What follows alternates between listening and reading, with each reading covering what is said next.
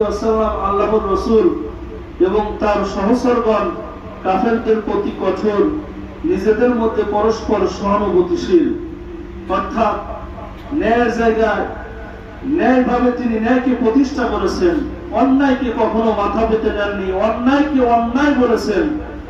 আর কি করেছেন এ সম্পর্কে আল্লাহ পাক রব্বুল আলামিন কুরআনুল কারীমে বিশদভাবে আলোচনা করেছেন যে হকের জন্য তিনি ছিলেন এক দৃষ্টান্ত স্বরূপ, যে তার কাছে কোনো কিছু আমানত রাখলে আমানতের খেয়ানত করতেন না, সবাই তাকে আল আমিন উপাধি দিয়েছিলেন। জোরে বলুন সুবহানাল্লাহ। বিধর্মীরাও তার কাছে কি করতেন? আমানত গচ্ছিত রাখতেন।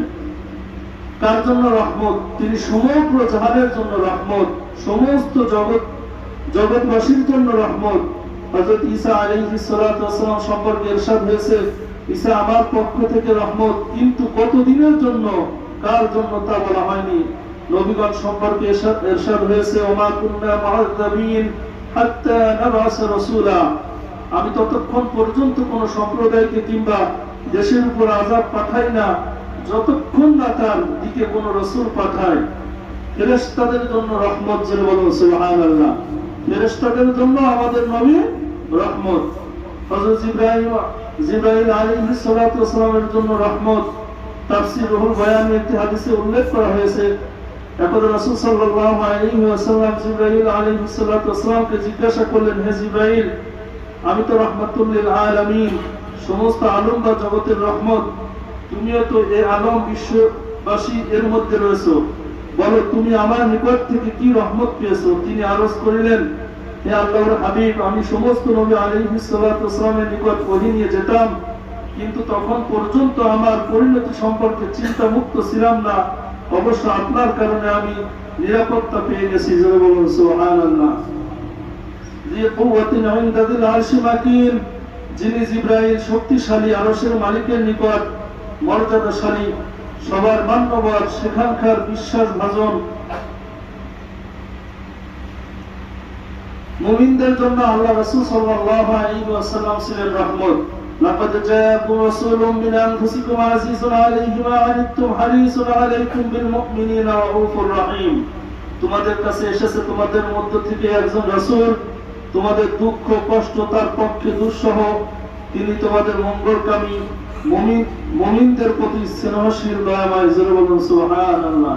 ইয়াওমা তারাল মুমিনিন ওয়াল মুমিনাতি ইয়াসআ নূরুহুম বাইনা আইদিহিম ওয়া বিআইমানিহিম, বুশরাকুমুল ইয়াওমা জান্নাতুন তাজরি মিন তাহতিহাল আনহারু খালিদিনা ফিহা, যালিকা হুয়াল ফাওজুল আযীম। যেদিন আপনি দেখবেন ঈমানদার পুরুষ ও ঈমানদার নারীদেরকে তাদের সম্মুখে ভাগে ও ডান পাশে তাদের জ্যোতি ছুটাছুটি করবে, বলা হবে, আজ তোমাদের জন্য সুসংবাদ জান্নাতের, যার তলদেশে নদী প্রবাহিত, তাতে তারা চিরকাল থাকবে। এটাই মহা সাফল্য। জোরে বলুন সুবহানাল্লাহ। আমরা মনে করি দুনিয়ায় সবকিছুই আমাদের কি, দুনিয়ার সবকিছুই আমাদের সফলতা। না ভাই, আখিরাতের জিন্দেগিতে যে ব্যক্তি কি করবে, সফল হবে, সেই হলো আসল সফলতা অর্জনকারী। যে দিন মানবে, দিন মানার জন্য চেষ্টা করবে, আর কে দিনের পিছনে মেহনত করবে, আখিরাতের জন্য চেষ্টা করবে, দিনকে বোঝার জন্য চেষ্টা করবে, আল্লাহ পাক রব্বুল আলামিন তাকে দোজাহানে সফলতা দান করবে। সুবহানাল্লাহ। এখন দিন কি মানার জন্য যদি চেষ্টা না করি, বোঝার জন্য যদি চেষ্টা না করি, দিন কি, ইসলাম কি, দুনিয়া কি, আখিরাত কি, এগুলো যদি আমরা বোঝার জন্য চেষ্টা না করি, জানার জন্য চেষ্টা না করি, তাহলে আমরা উভয় জাহানে ক্ষতিগ্রস্ত হব।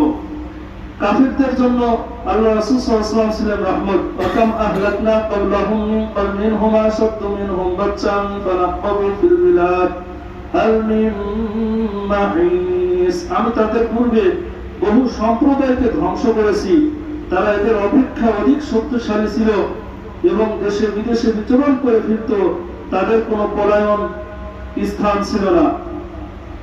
এজন্য রাসূল করিম সাল্লাল্লাহু আলাইহি ওয়াসাল্লাম, সাহাবারা বললেন, ইয়া রাসূলুল্লাহ, ইয়া হাবিবাল্লাহ, বিদায় হজের ভাষণে, যে কিতাবুল্লাহি ওয়া সুন্নতি রাসূলিহি, দুটি জিনিস তোমাদের জন্য আমানত রেখে গেলাম। একটা হলো কিতাবুল্লাহি ওয়া সুন্নতি রাসূলিহি, একটা হলো মহাগ্রন্থ আল কুরআনুল কারীম, আর একটা আমার হাদিস। আমার বাণী। সাহাবারা বললেন, ইয়া রাসূলুল্লাহ, ইয়া হাবিবাল্লাহ, আমাদের কাজ কি? হুজুর সাল্লাল্লাহু আলাইহি ওয়াসাল্লাম ইরশাদ করেন, আমার যে কাজ আমার উম্মতের সেই কাজ। বলুন সুবহানাল্লাহ। আমার যে কাজ আমার উম্মতের সেই কাজ। এজন্য রাসূল করিম সাল্লাল্লাহু আলাইহি ওয়াসাল্লামের যে দ্বীন, ইসলাম, যে তরিকা, যে আকীদা, যে পথ, যে মত, এগুলি আমাদের আঁকড়িয়ে ধরতে হবে, এগুলি আমাদেরকে মহব্বত করতে হবে। কারণ মান আহাব্বা সুন্নতি ফাকাদ আহাব্বানি ওয়া মান আহাব্বানি কানা মা'i ফিল জান্নাহ। রাসূল করিম সাল্লাল্লাহু আলাইহি ওয়াসাল্লামের সুন্নাতকে মহব্বত করা, আঁকড়িয়ে ধরা, চেষ্টা করা, কিয়ামতের ময়দানে আল্লাহ পাক রব্বুল আলামিন তাদেরকে জান্নাতের মধ্যে দাখিল করাবেন, প্রবেশ করাবেন। বলুন সুবহানাল্লাহ। এজন্য দ্বীনকে আমাদের মানতে হবে। আর কি পরিবারে যারা আছে তাদেরকে তাগিদ দিতে হবে যে আলেম হও, আলেম হতে না পারলেও আলেমের পিতা হও, তাদের সঙ্গী হও, তা না হলেও তাদেরকে মহব্বত করো, কিন্তু তার বাহিরে কেউ যাবে না। আল্লাহ পাক রব্বুল আলামিন আমাদের সকলকে রাসূল করিম সাল্লাল্লাহু আলাইহি ওয়াসাল্লামের খাঁটি উম্মত এবং রাসূল করিম সাল্লাল্লাহু আলাইহি ওয়াসাল্লামের সুন্নাতকে মহব্বত, আলেম ওলামাদের মহব্বত করার তৌফিক যেন দান করেন। সকলে বলি আমিন।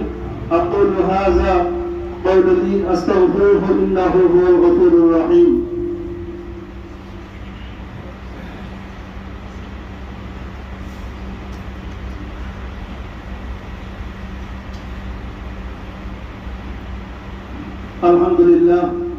الحمد لله نستعينه وأستغفره ونعوذ بالله من شرور أنفسنا. من يهد الله فلا مضل له ومن يضلل فلا هادي له. وأشهد أن لا إله إلا الله وحده لا شريك له. وأشهد أن محمدا عبده ورسوله أرسله بالحق بشيرا ونذيرا بين يدي الساعة.